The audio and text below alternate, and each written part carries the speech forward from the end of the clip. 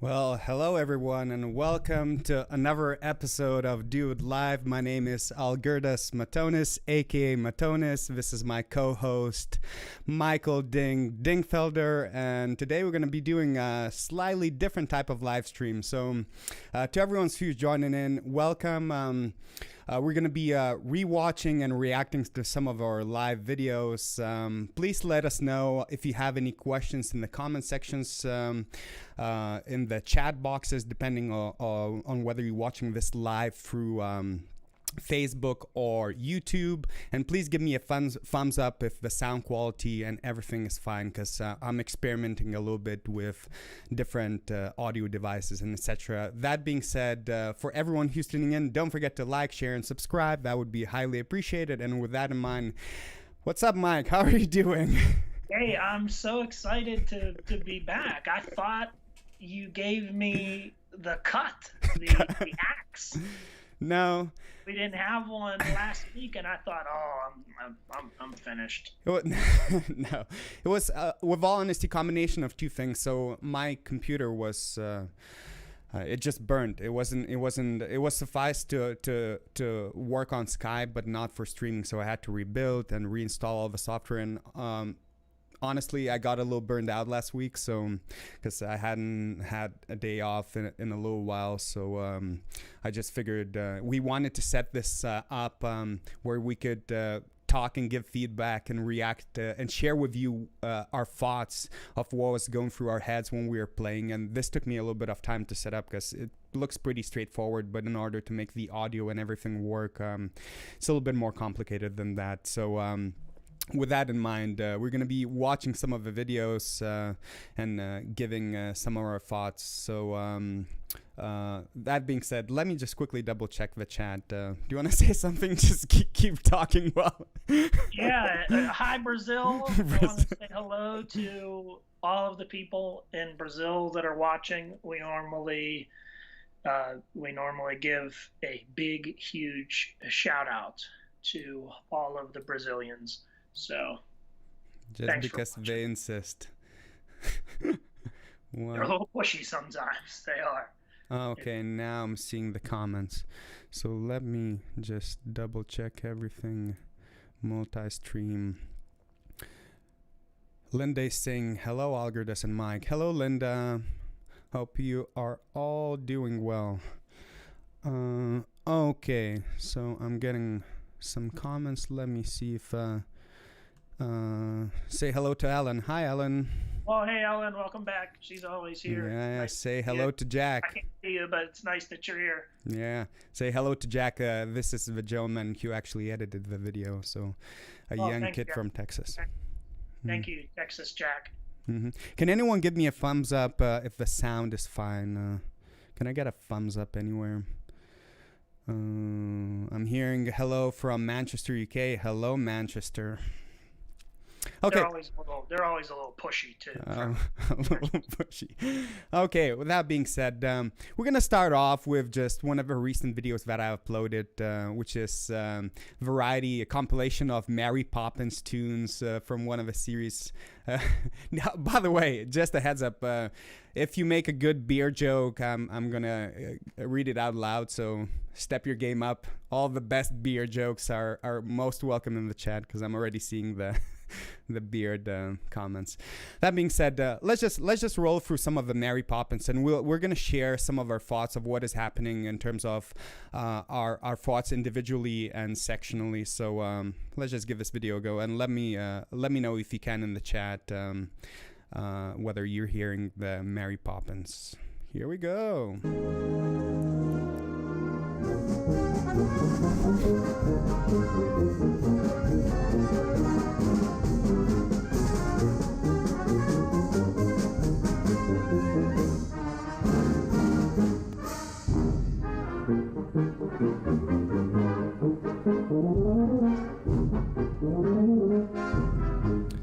So I'm going to stop just for a second. And for those who are very well familiar with how I approach band playing and familiar with my videos, a lot of you probably noticed that I look a lot of the conductor.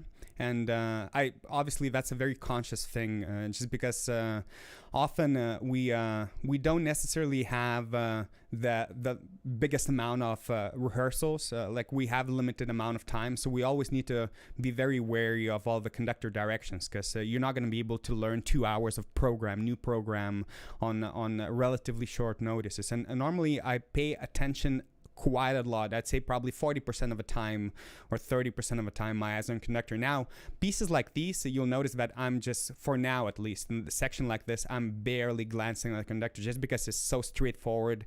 I'm just focusing on making sure that my notes are correct, that my articulation, etc. So it's pretty straightforward. So I can hear all the band members here perfectly fine, and I'm waiting for the next section to come. So okay, let's move on.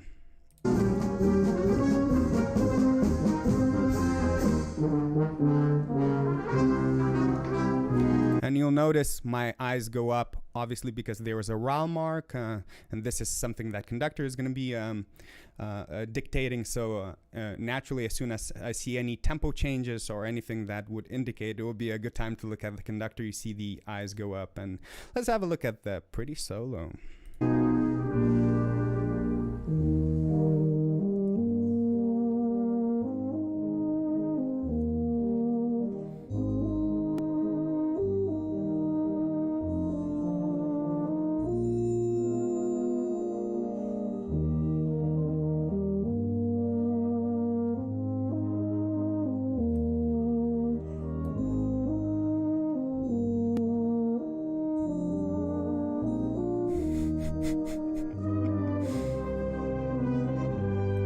So I'm seeing Mike sweat quite a bit.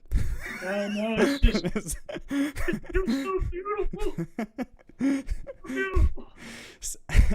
So one thing a lot of you might have noticed is and something that came up in the chat room quite a bit, is that combination of 1 and 3 for my E flats, and people are asking why am I using, and the answer is definitely not for convenience purpose. So it's intonation, and almost every single euphonium on the market, top line, semi-professional, high school, we're gonna have a high sharp E flat. So a good alternative if you don't have a trigger would be 1 and 3, and that will vary because, for example, if I'm playing with cornets, we normally have that note sharp as well. So I would use 1 if I play a melody with cornets.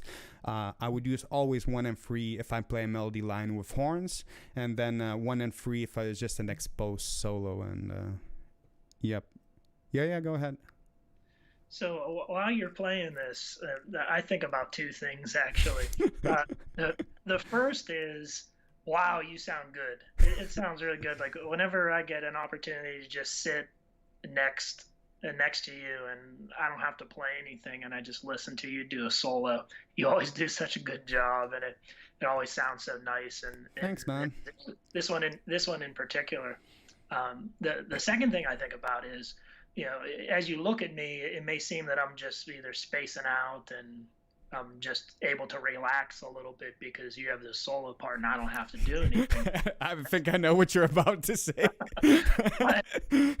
Paying extremely close attention to what you're doing, and if there's any sense of something going wrong with you or wrong with your instrument or something like that, I am 100% ready to just hop in and cover whatever needs to be covered right at that moment. It's not just hey, I'm sitting back and I'm not doing anything.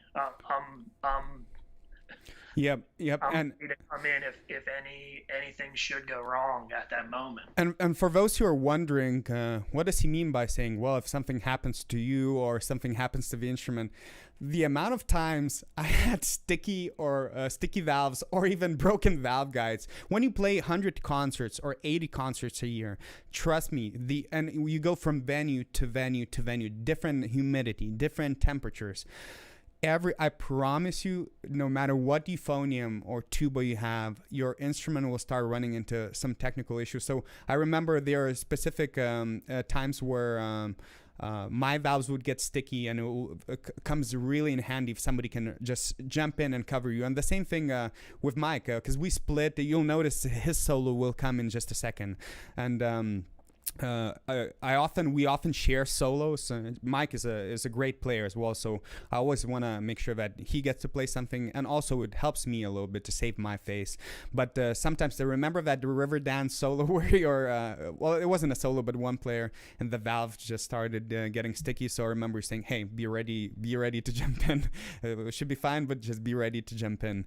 That being said, let's go through a little bit more of this. And if you have any question, any of you on YouTube or Facebook have any questions about this tune, how we're approaching, let us know in the chat box. We'll be glad to answer any questions you have, especially towards the end of the stream. So let's go a little bit more into Mary Poppins.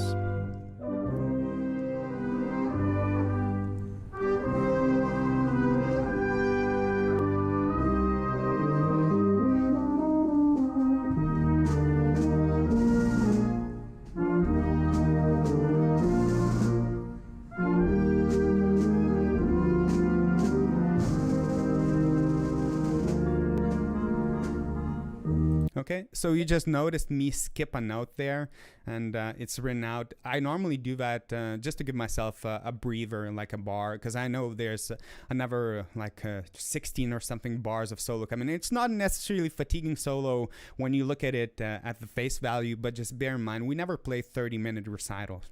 It's always 2-hour recitals. So you have to be, and I remember the first time when I originally came to United States, there was still a lot of, the way I was trained was a lot of ego, show that you're capable of doing a lot of stuff.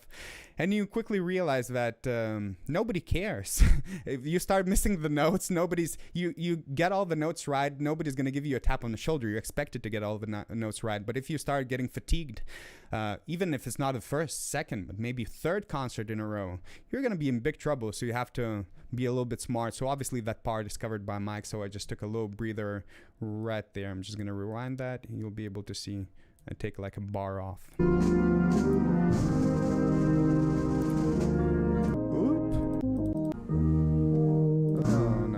Sorry.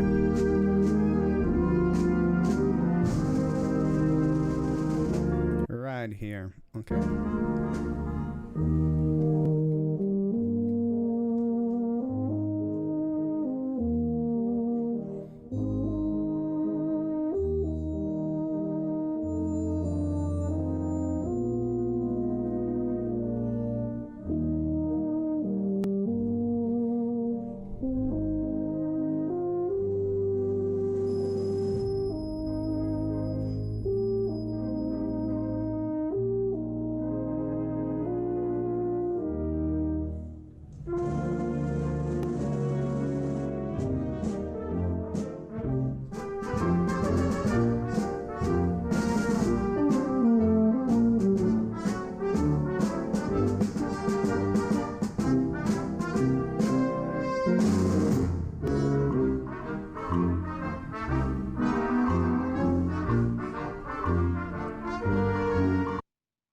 So another thing worth mentioning, you probably noticed that I sometimes put my instrument down for like just a second, and that is actually on purpose. My shoulders are getting tired at this point, so you'll notice that my postures, I always try to keep a very upright posture, so that's for breathing purposes, and also so I could see conductor better, and also visually looks better. So that's actually why I recently started using some support systems that I'm going to be doing a review video on. But you see me just put an instrument down just for a second, which actually does not really make much sense when you think about it. Why would you just put an instrument for like 3 beats or something like that? But at this point, this is towards the end of the first half or something like that. My shoulders are getting a little bit shot, so this is the reason why you sometimes see me put the instrument down. So even if instrument has good ergonomics, I'm wondering, do you ever have those issues? Do you get tired shoulders, Mike, ever, like when you play? Sometimes that's one of the issues with me, where I won't realize it until it's too late, and until things like really start to hurt. Yeah. I could be way better of sort of stretching things out and keeping track of that a lot better, but I just don't. And then next thing you know, my arm's hurting me, or my wrist, or my back. Yeah. Things like I'm becoming much more aware about that, because especially it depends what you're playing, but if you start getting tight shoulders, your face will get tight, your muscles work all in sync, and your breathing becomes labor. That becomes a problem. So, and especially a lot of my parts are pretty high, so I normally try.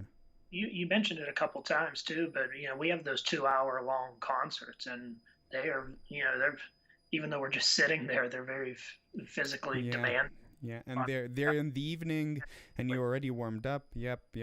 So there's a question. Ellen is asking, how do you guys coordinate the costumes for the Halloween concert? you wanna answer that one? I am the costume king. Costume king. I'm the costume king. Never once bought a costume myself. I don't like to repeat things and like repeat costumes and stuff like that. So whenever James, who is our director, whenever he says, "Hey, you could wear a costume if you'd like," then of course I take that direction and I take it to the extreme. So I'll wear like a different costume every single night, especially for the Halloween show. If we're doing something for the St. Patrick's Day one, then I'll just wear my leprechaun looking thing each time. But I don't like to repeat.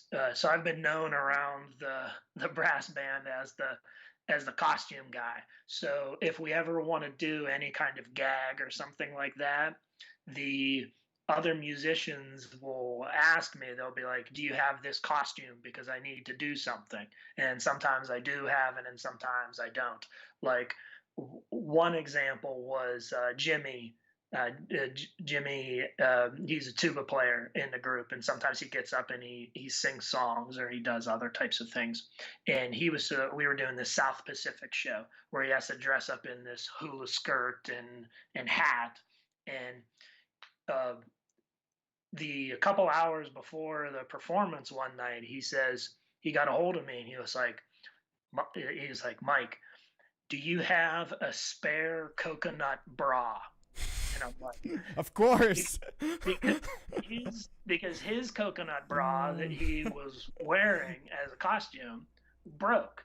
And I said, "Sure enough, you can borrow my coconut bra." So I gave the coconut bra to him. So, yeah, and then now, James, if there's anything that we do costume wise, like I've been a baby shark, I've been a beekeeper in a beekeeper suit, you know, for all the different things that we do. So if anything needs to be done with a costume, I've been Darth Vader, I've been all sorts of different things.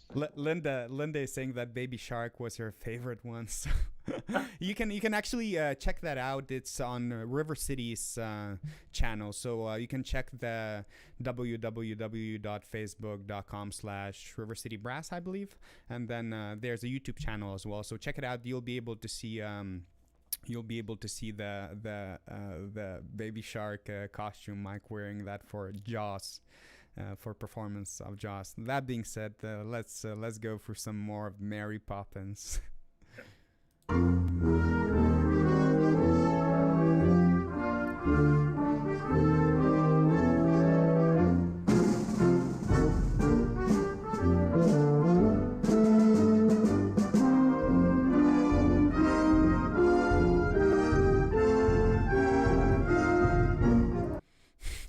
So by the way, this is more or less similar thing that I'm. You'll notice that when you're playing, I'm actually looking straight because you can see that it says Dink Solo. So it's pretty self-explanatory what's about to come. So you notice that I'm actually looking at the music all the time, like straight, just because I'm kind of in the similar position. I'm always expecting that hey, something bad might happen, like a valve stuck or something. So, but. In this part too, I'm thinking two different things of what's about to come up. The first thing is, don't mess this up.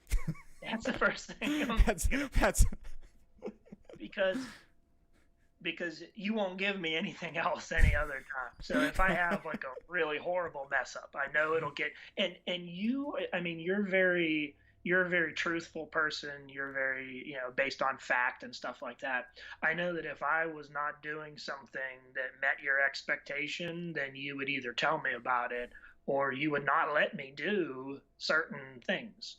So, and that's fine. I mean, I don't take any kind of, you know, negative feelings towards that. I actually expect that, you know, if I'm not doing something like how it should be done. I mean, my role for my chair that I have there is to support what you're doing. That's sort of the main thing. And then some of the times I have my own part and things like that, and other times I'm in my role is to support you. Yeah, the first thing is don't mess up because you might not get another opportunity. That's a complicated set of thoughts going through it. That's the first thing. And the second thing is that even though it says Ding Solo, which it really doesn't say that in the music. Well, it does now.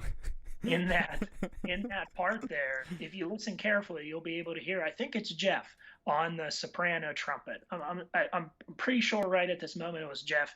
If not Jeff, it was either Josh on the solo cornet at this moment. But even though it's my little chance to have a little solo thing right there, I'm actually not the most important thing that's going on. I have to listen up to who I believe is Jeff on the soprano trumpet. I have to listen up to him, and I have to be right along with him in his style and his articulation and the way that he's phrasing things. And his intonation as well, because guess what? He's not going to be lipping down his soprano. Sure. Yeah. I have to think about all of those things. It's not just, hey, I have a moment to show what I can do. It's no, I'm still in a supporting role of the trumpet at this moment.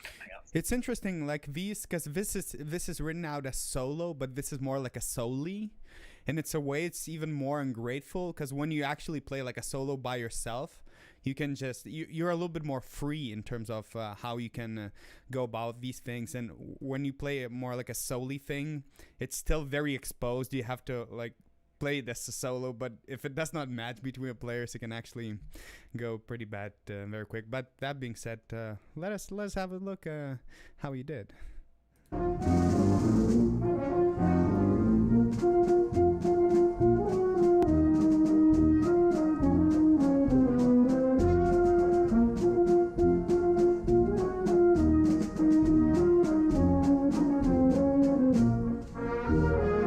Okay, so I would just guess, if I had to guess, that one of the main things you're probably focusing is listening to those da-dun, da-dun, da-dun, because those I remember in the rehearsals that's where the speed tend to that's where it would not necessarily match up. So do you know which ones I'm talking about? I'm talking about these da-dun, da-dun. So those are matching perfectly with the cornet player. Let's just listen to that one more time, just because it sounds so awesome. Dings solo.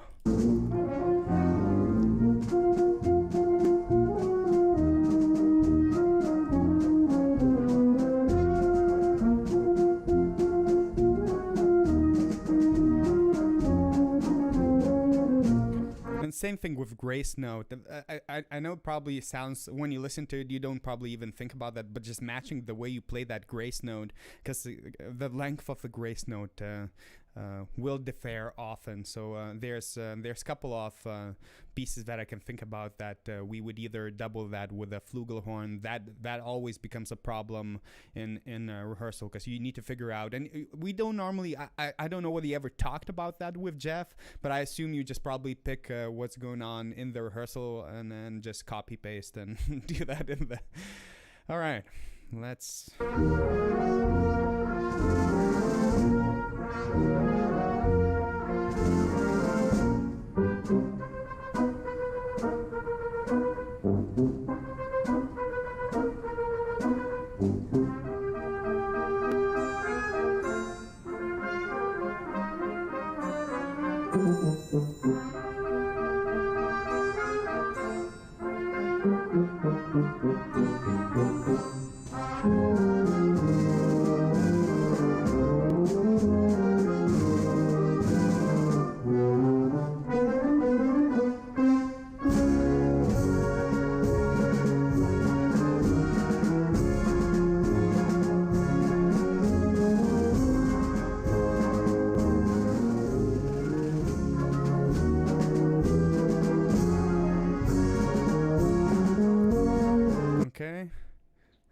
I love waltzes so much. These little moments like this, that you just have that dance-like flowing feel that goes along. Those are the spots that I get into. Like sometimes you'll see me start to move and sway and stuff like that. I don't like to move too much. The only time when I do move, I'm like joking around and stuff like that.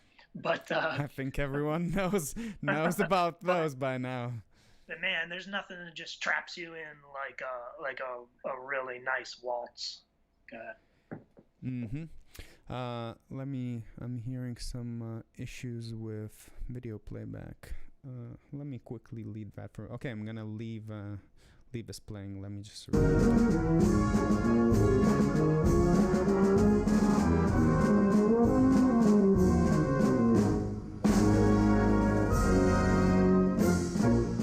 Okay, so just pay attention again to my what are my eyes doing. As soon as there's some sort of a tempo change or fermatas, it's very important. And eventually, look, you're not going to be able to memorize the whole piece. It's impossible.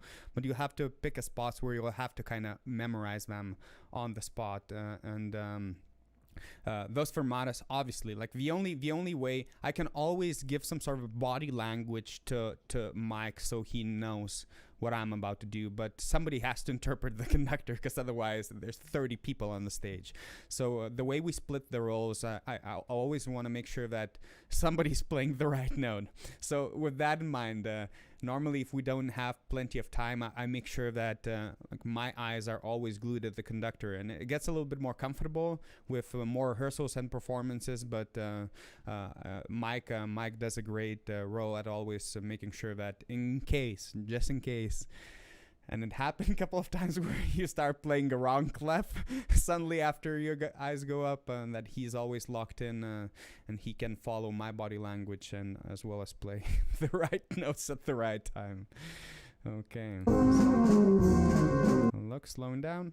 Eyes up. Check the pitch. Correct pitch. Okay, good news. Eyes can go up again. That's literally what's going through my brain. Check the pitch. Good pitch. Let's go.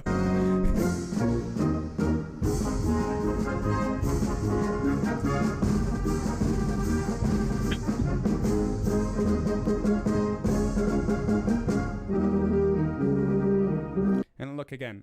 Tempo change. Pay attention to what my eyes are doing. I have to. Yeah, and I can't see what's coming up here in a couple of beats, but I am not looking whatsoever. I'm looking dead set at my music right there, but I am so listening to what you are doing and what the other instruments are doing to slow down along with them. So I really like that combo we have set up there. Yep, and it works really well. Especially, I would probably approach it a little bit different in other circumstances. If we had like 20 rehearsals and we got everything down, etc. I know everything is consistently the same, all the tempos, but it varies. Okay, I'm hearing that there's a little bit of lag between videos, so that's not good. But I'm not exactly sure if I can fix that. Hopefully that'll sort it out. The internet connection seems to be fine. So let's carry on and see if the lag becomes a little bit too much. But I think it's just the YouTube lagging. I think Facebook is doing well, but the sound quality, as far as I'm hearing, is fine. But that being said, notice, and I bet you're in your peripheric vision, you're kind of looking probably at my fingers sometimes. I don't know if I had to guess, but that would be one of the things I would be doing if I was sitting in your spot. And notice, once in a while, I would give a little bit of a downbeat. So those would be the areas where we would have troubles in the rehearsals, either getting together or hearing what's happening, because bear in mind where we sit, the perception of the sound, sometimes it gets a little bit muffled based on venue, so sometimes it's hard to understand who's playing what. But pay attention. As soon as I'm seeing a little bit of a poco ral, my eyes start going up.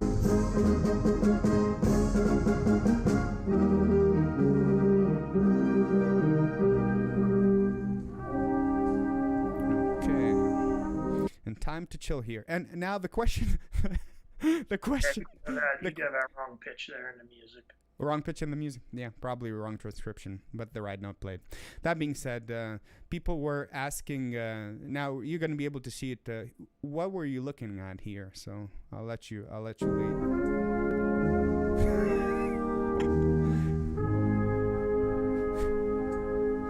Are you acknowledging Brazil, or what's happening here? Who are you looking at? I'm not sure exactly what's happening. It could be a couple of different things. I could be either looking at the camera. Sometimes I break that camera wall and I look at the camera and I'll try to convey something to whoever watches this later on. Sometimes I'll do certain things, I swear, you don't even notice the things that I do. Like, I noticed because I watch back the videos. So you can't watch all of them all over again. Try me. Try me. I'm sure there's tons of things that I throw in there that you don't get. But it could be just doing something to the camera, like right in this moment. It could have just ended like really nicely and stuff like that. We're about to go into the last part of the piece, and it sounds really nice. And I turn to the camera and I'm like, yeah, this is sounding good. Or I could be looking over at Hakeem with the bass trombone, and sometimes we're literally all the way across the band from each other. So sometimes I'll look over at Hakeem and we'll make eye contact. And we'll notice each other, and then we'll just be like, Good stuff. So that could be one of the things. That's hilarious. Can anyone in the chat room let me know if there's still any lag on YouTube? Oh, I'm still seeing lag. That's yucky. Well, hopefully, I don't know how to fix that, though.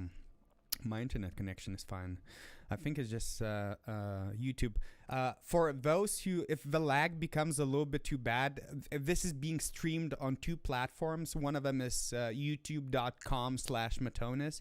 Another one is facebook.com/Matonizz. So if one of them becomes very laggy, just scoop to another platform and you'll be able to see the stream. I think it's only recently I've been hearing that YouTube is being a little bit laggy. I never had that problem with Facebook. And that being said, let's have a look at this. And yep. Are you seeing any comments from the people on Facebook mentioning any issues? Or? Yeah, a couple of people. Also, Barite is watching this now. So yeah, big lag. I'm seeing a big lag, but yeah, I feels like 20 frames per second. Oh wow. Well, not much I can do at this point with this one. I'm not gonna, unfortunately, I don't think I can end the stream and restart this. I'm just hoping that the connection goes back. Again, go check Facebook, because it seems like only YouTube people are posting these comments. So go check facebook.com/Matonizz. And yeah, that's correct. /Matonizz. That's the correct address, and it's better now. Okay. I think it's getting better. It's just the internet connection. That being said, let's just roll this. So pay attention. We're not even playing there. There's a big tempo change. So half note 150. So I'm gonna be looking at the conductor, and what I'm trying to do. This is not like that. E flat is not necessarily a high note. But I'm going to be trying to make sure that I'm not moving too much as I breathe, and as I'm looking at the conductor, not to miss the note, because I don't want to be doing a lot of body movement and just play that forte E flat with like a bad chip. Okay, so let's roll.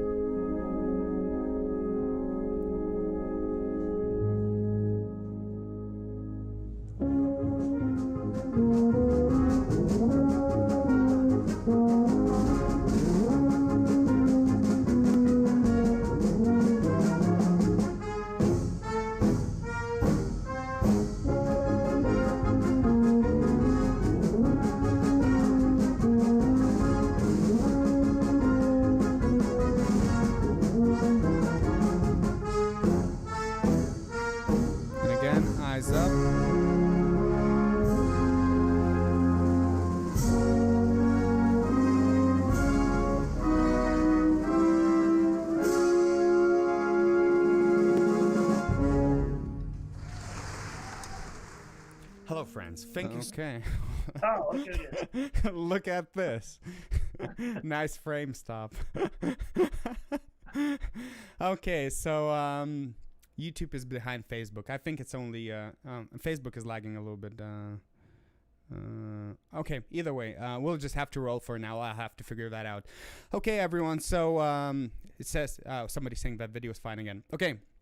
So let's go to another video. Again, if you have any questions about these videos, leave them in the comment section, and we'll read them out towards the end, or as if I notice one of the comments. So we have an option between Star Wars, Irish Washerwoman, Indiana Jones, and Hello Dolly. Okay, how about? Sorry. Ow. Yeah. Sorry, I'm talking over you, and you're talking to people. Let them decide. Yeah, that's what I wanted to offer. Give us your thoughts. Again, these will be the options: Star Wars, Irish Washerwoman, Indiana Jones, Hello Dolly. Just turn in no issues here on YouTube. Okay, it lagged as soon as you started. No, it's lagging a little bit. No lag on Facebook. Okay, so different experiences from different people. Okay, so anyone in the chat, if you feel like we'll give a couple of minutes, and these are again the options: Star Wars, Irish Washerwoman, Indiana Jones, and Hello Dolly. If you have any preference, let us know in the chat, and we'll watch one more of those. Okay. Let me have a look at this. Okay, a shout out to Maxwell, who donated on the super chat. Thanks a lot, appreciate it, friend. Let me see if there's a message. Oh, he's saying this is one of my favorite videos. Thank you so much. Feed the Birds is amazing. Keep up the good work. Thanks a lot, friend. Appreciate it. This is again one of my Patreons, a regular subscriber. Linda's saying Irish Washerwoman. Jack is saying Hello Dolly, Indiana Jones. Okay, I'm seeing two. You cannot. Jack is texting through Facebook and through YouTube. You cannot do that. You only have one. Oh, I'm seeing Ellen saying Hello Dolly. Okay, we'll wait one more minute and we'll pick a winner. So far, Hello Dolly is winning. I've got one for Indiana Jones, one for Irish Washerwoman. Nobody wants to see Star Wars? Oh boy, I guess that's not popular anymore. Okay, 2 Indiana Jones. I'll wait 30 more seconds. 30 more seconds, and so far Indiana Jones and Hello Dolly. You guys and girls get to pick. Which one's your preference, Mike? Hello Dolly or Indiana Jones? I'm a huge Indiana Jones Okay, fan. I'm seeing another Indiana Jones. Okay, Star Wars. Okay, I'm counting. 10, 9, 8, 7, 6, 5, 4, 3, 2, 2. That was excellent counting. That counting was Okay, Indiana Jones it is. You reminded me of. I reminded you of what? You reminded me of the shuttle liftoff today with your countdown there. That was nice. Okay, we'll watch Hello Dolly after this. So I'm hearing two favorites, Hello Dolly and Indiana Jones. So we'll squeeze in Hello Dolly after this real quick. So before this even starts, so this is the venue we're playing is Carnegie Music Hall in Oakland, and it's a big venue. So sometimes it's slightly tricky understanding what is happening between the sections. So at this point, pay attention to my body language because I am literally moving with the conductor stick just because everything's in my ears from where I'm sitting. It's a little muffled. On the camera, it sounds clear and it's pretty obvious who's playing what, but from where I'm sitting here, I'm just, everything's like muffled. So it's hard to understand where's the downbeat, what's the tempo. So I'm just really paying attention to conductor and ignoring everything I'm hearing. I'm just literally playing by the stick. So pay attention to how my body starts moving here. You could kind of see me do a little bit of like a downbeat for that one, just because I'm trying to make sure we come in together. Okay, so that being said, let's listen to some Indiana Jones.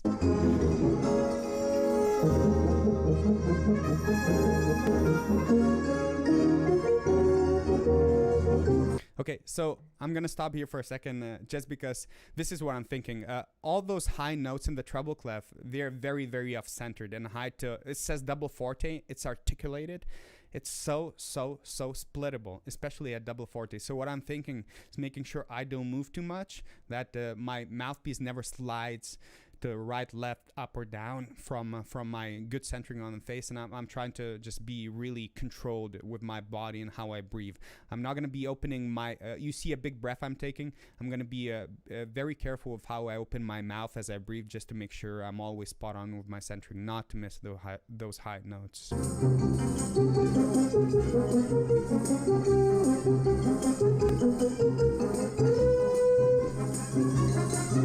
Okay, so that B, by the way, good job, Mike, and good job, me.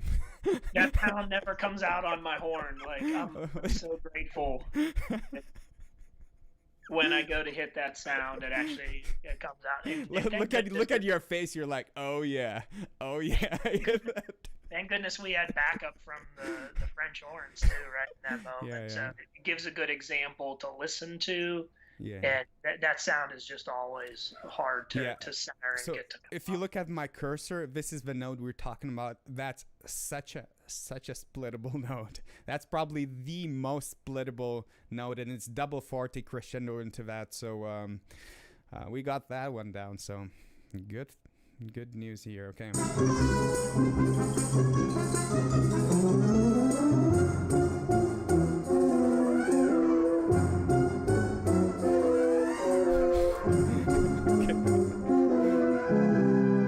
So I think at one of those moments I'm skipping one of the articulated notes just so I could hit those high C's and what is it, D flat?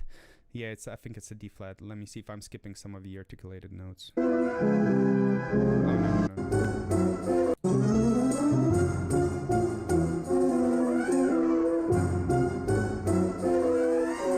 Okay, so I'm skipping this E. Well, in treble it's written as an F sharp, but this is in concert E. So I'm skipping this just so I could have like a little fraction of a rest to hit that high treble D or concert C, just because it's pretty high. It's articulated, so pay attention. I'm just skipping that one randomly.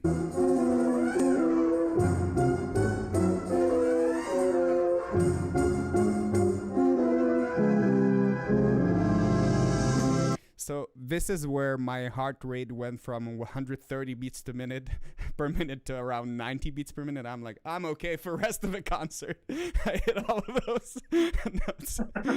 So, but you notice I took a little sip instead of a note. So those are little tricks that you can always utilize. Because I don't think that one particular note is that important, but if you just really chip that high note bad, that would not be great. Okay, so let's go on.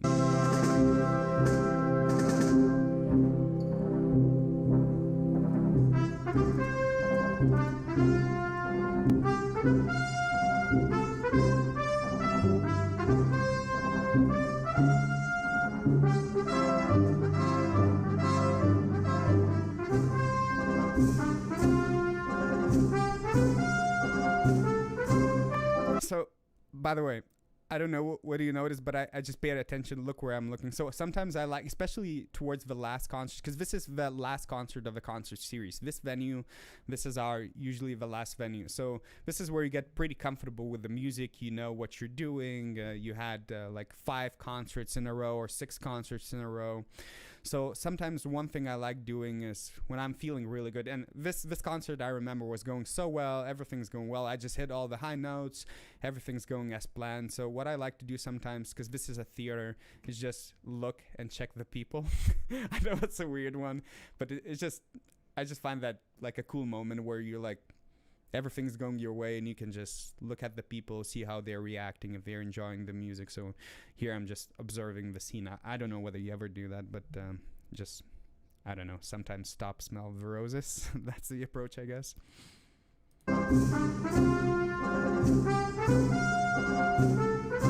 Also pay attention to my left hand.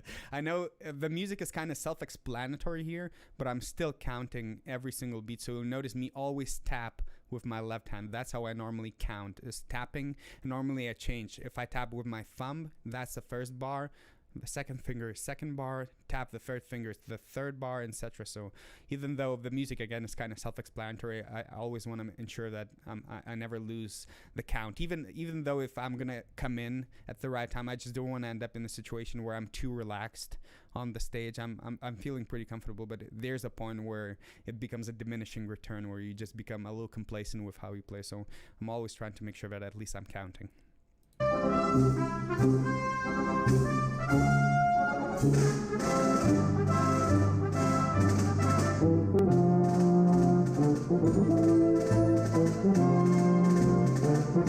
So I'm gonna stop here for a second, one more time.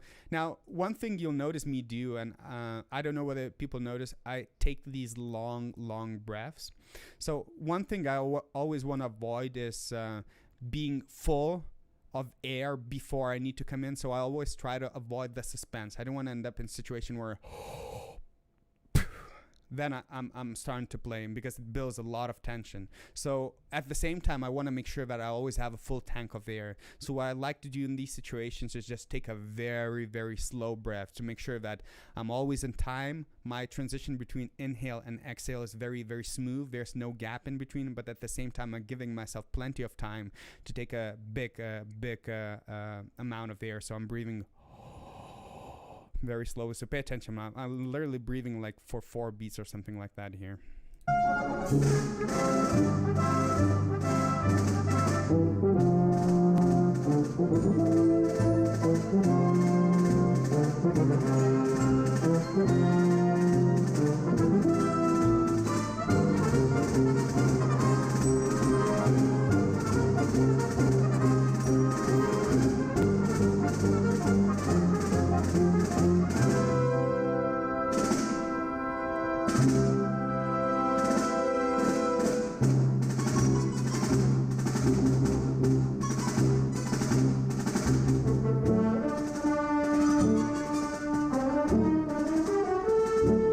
By the way, the French horns are sounding pretty epic here.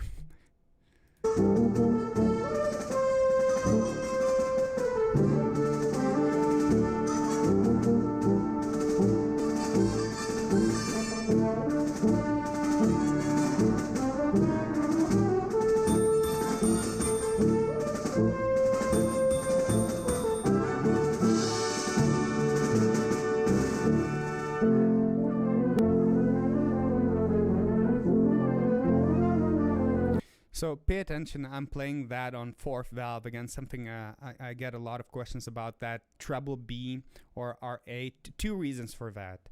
So most of the time I use it for intonation purposes. When you see me alter with fingers, it's usually intonation, some sort of intonation purpose behind that. But in this case, I just find that I can just drive a little bit more air. That note is just, you have a little bit more resistance. You can drive a little bit more air. You getting hungry or something? Oh, you're reaching. Yeah. Here we go. Here we go. What's on the menu? What's Mike's special? What's the Mike's? Sometimes your descriptions get me sleepy sometimes. So I need some sugar in the system. I had a chance a few days ago. Things are starting to open back up. I had a chance a few days ago to go to the fantastic Oakmont Bakery. Is that a local, like, small business or something? Yeah, it's up, I guess you would call it east of the city. Okay. But the Oakmont Bakery, it's like, it's Pittsburgh renowned bakery up there in Oakmont. Oh, it's so good. I got a brownie. Brownie. Is that it? A brownie? Yeah, a brownie. Anything else? Or just like that? This might be the best brownie I've ever had in my entire life. Anything else you'd like to add, music related? Or are we gonna go straight to? I can't think anything music right now. It's just how amazing this brownie is. I'm gonna let the music play, and you can log out. I need a moment. Can you eat like in sync with music as well? Can you?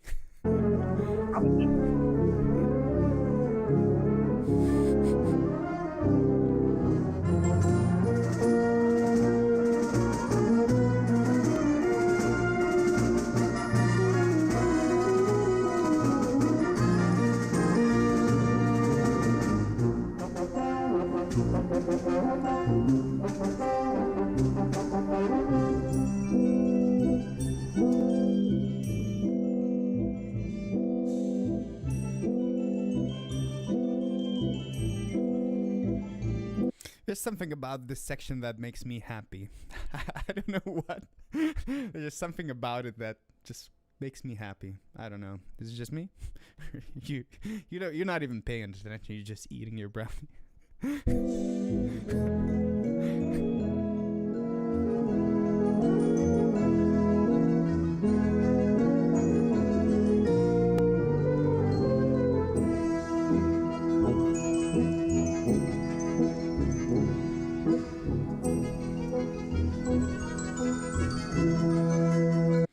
This moment, again, pay attention to the conductor, because this is a big transition.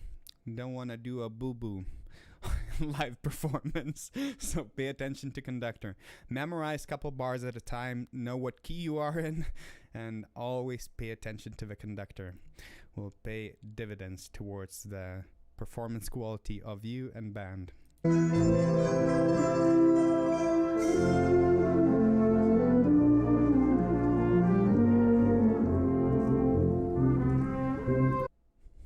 Okay, I have to say something about this part coming up. Sometimes you do a good job with this too, but sometimes there's parts that are written for our instrument or transcribed for us or composed for us. It's just terrible, and there's no point of it being in there whatsoever. Like, I'm great. I'm glad for you. You get a little solo measure for one measure coming up here in a little bit. But that is just one of the most pointless things ever. I have no idea why that's in there. But the funny thing, it's actually pretty easy to miss that one. I'm glad that I feel that way about it, and I'm actually glad it's not a doubled part where we both had to do it. Yeah. I'm glad. Yeah, it's weird this one, because it's not necessarily ultra high, but for some reason there's something in the harmony that for some reason I'm just struggling to hear that treble C. I got it obviously in this performance, but it was giving me troubles. I remember this like one bar, like it's not necessarily even the hardest bar in the piece, just for some reason it was like I was struggling to hear that in my head for some reason, but hey, let's have a listen to this.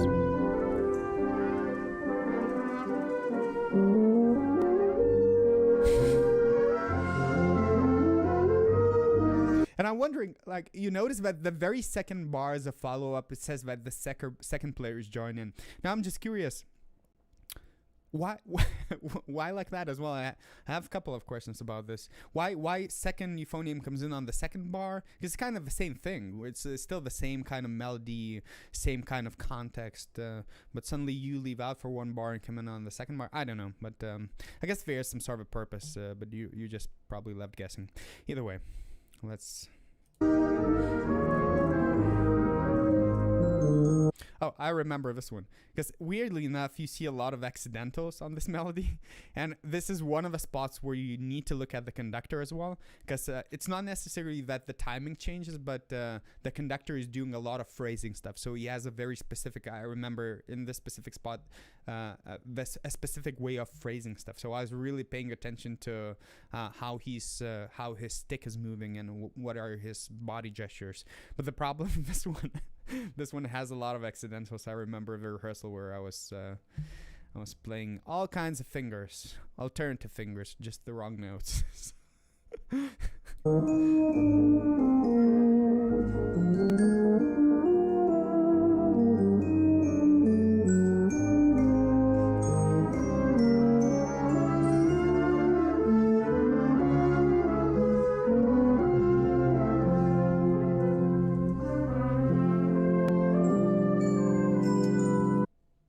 This is a spot I would always mess up, and thank goodness whenever we started to hit the concerts, I was able to lock this in. This tempo change right here and playing this, it was so easy to just get off track or be too slow or be too fast, and it's not hard to do.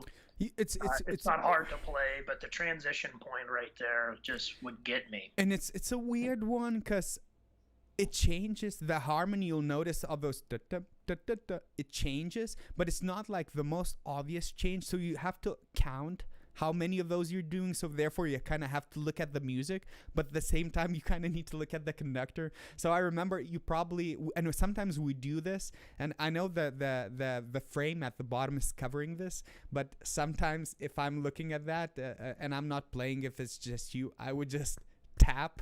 I do like a little tap just to help you out as well. Some people, and you don't like necessarily always need that, but hey, if you don't need that, you're not going to be paying attention to that.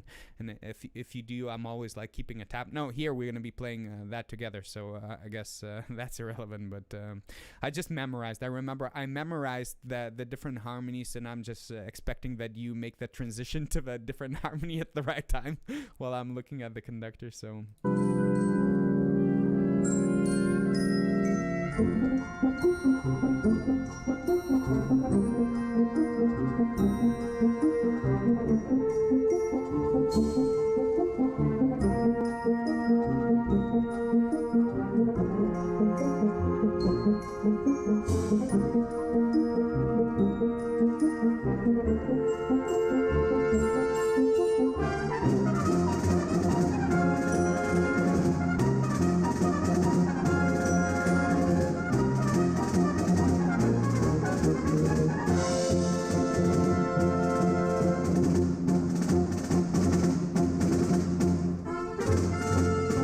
this is where it's getting a little tricky. So you'll notice again me using fourth valve. I don't know whether that's the same on your Yamaha, but I just feel like that fourth valve for concert A's or trebles, it's a little bit more centered note. It's a little bit more stuffy but centered at the same time, and these are very, very easy to split. So either way, just the reasoning why I use the fourth valve.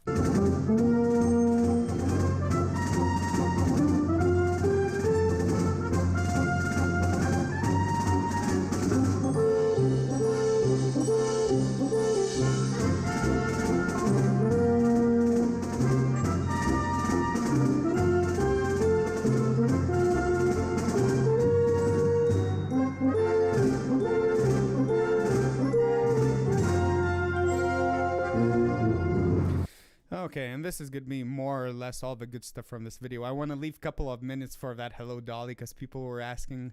So anything else you want to add on this one? By the way, my face is like dying at this point. It doesn't look like it, but at this point it's just fried. I'm just making sure that I take as much air, like as many opportunities for breath, and take away the mouthpiece from my face as possible. But like playing this double forte for like piece over piece over piece, and these were the movie themes. So Superman, Indiana Jones, you don't get a lot of rest, and by the time this hits, this was towards the end of the concert too. Like we did that Star Wars like right after this. It went Indiana Jones and Star Wars, if I could remember right. Yeah, and it accumulates because if you have rehearsal, then straight away next day concert, third concert, it accumulates over time pretty significantly. That being said, let's have a look at Hello Dolly.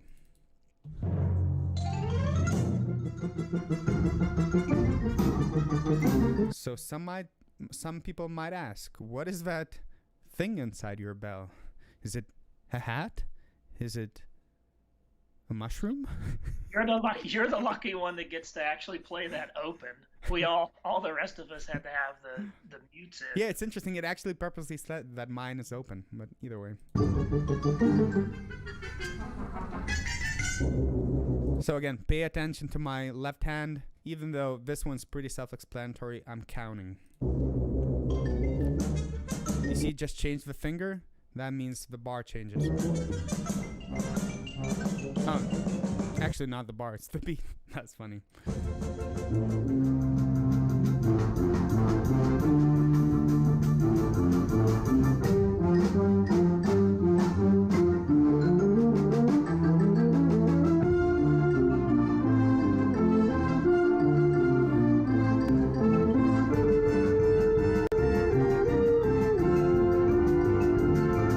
Okay, so this transition right here,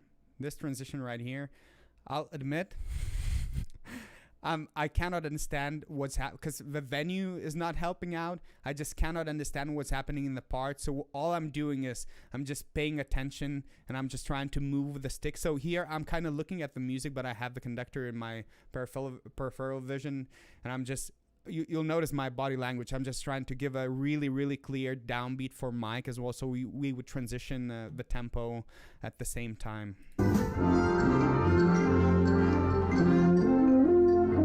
Yeah, right there, because I'm not fully understanding like how that tempo transition works. So at least we come in at the right time, people can hear us. Then we back to good old tempo de valse.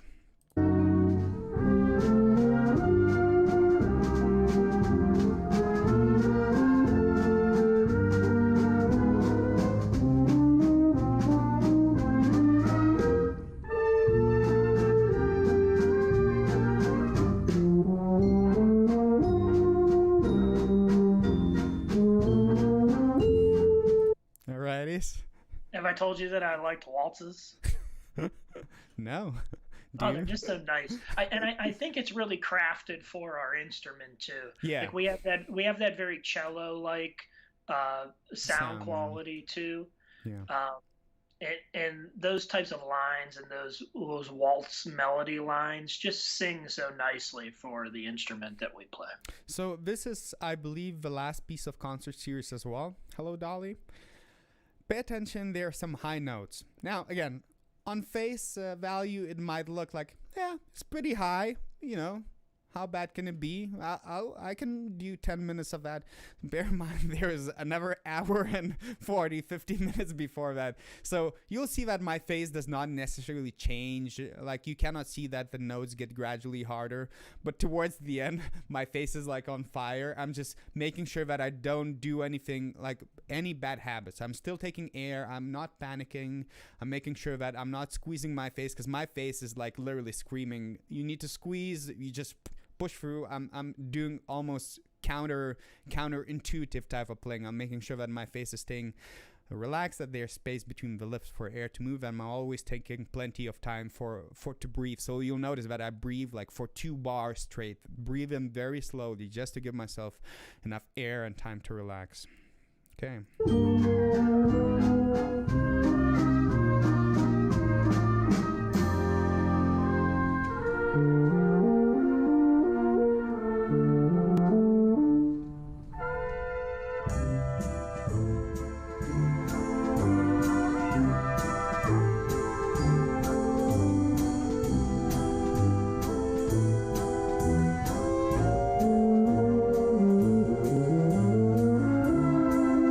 Okay, and pay attention to our how the vibrato use changes here. So it's not like written out molto vib or something like that, but it's just a very, very musically clear spot that is supposed to be very wide, very wide vibrato. So pay attention to how our vibrato use changes as soon as we hit this F flat, F natural, E flat or concert, treble F or concert E flat.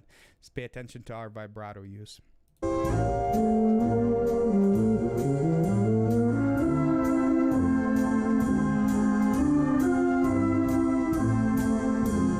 It's wrong notes in the music, so ignore that. That was an E natural, but a lot of vibrato on that one, just because stylistically that matches well.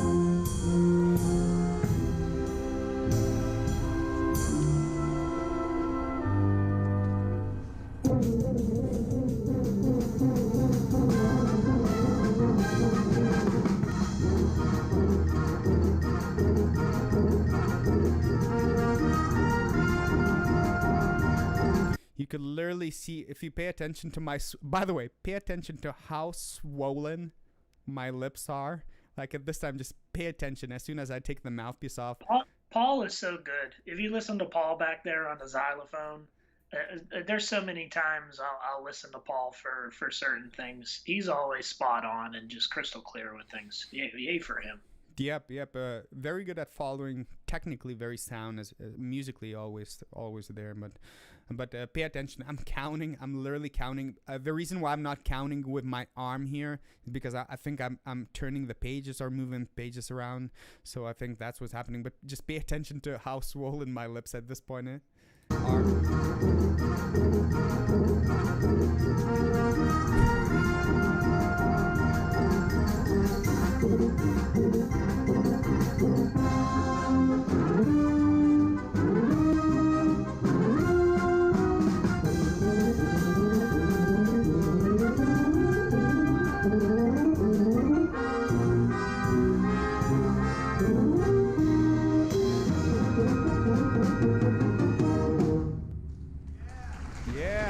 Yeah.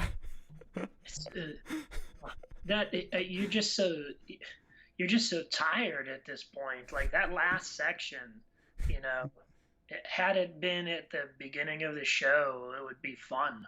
But I had fun. I had fun. But yeah, there's a lot of high stuff here.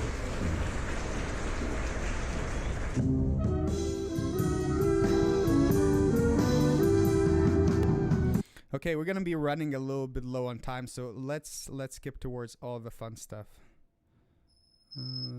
How about where are all the goodies?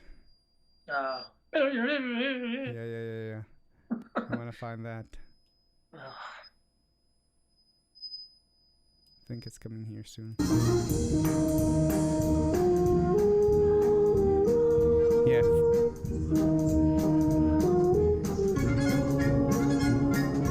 Yeah, Faye's dead here. I'm trying to scrape my lips just because it's I'm so glad I'm down an octave from you at that point. Like sometimes the arranger takes pity on me and yeah, but it looks like I noticed my facial expression does not change much. But at this point, we skip like 5 minutes. My face is like shutting down, but it's fun.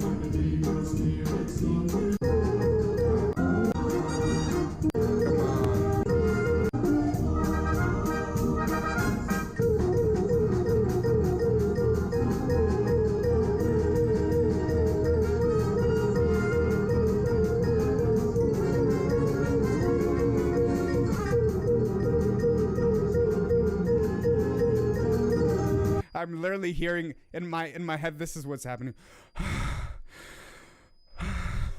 This is what my voice inside my head is telling. And you're playing this down the octave, by the way. I think. Are you playing this down? No, I play it right along with you. Yeah. But I remember this part is so ridiculous. You give me the stare. It's so hilarious.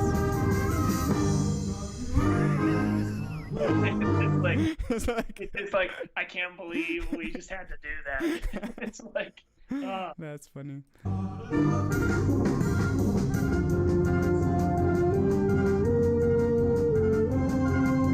And if you start noticing my eyes tearing up, it's just because my face is burning.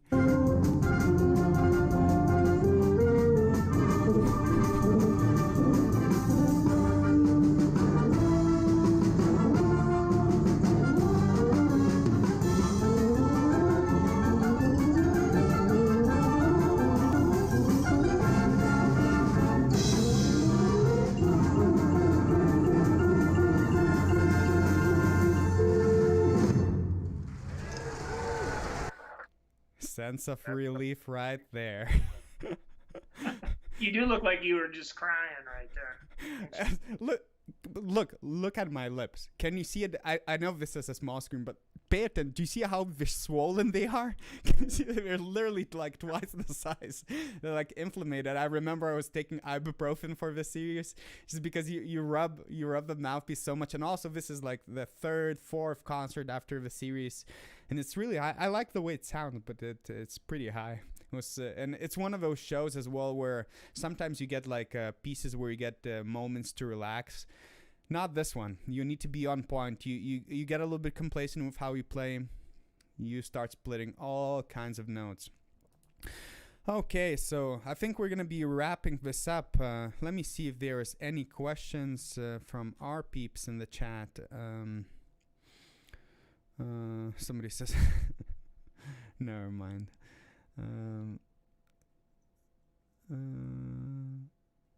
My orchestra plays the Ted Ricketts arrangement of Mary Poppins. Anyone familiar with it? You familiar with that, Mike?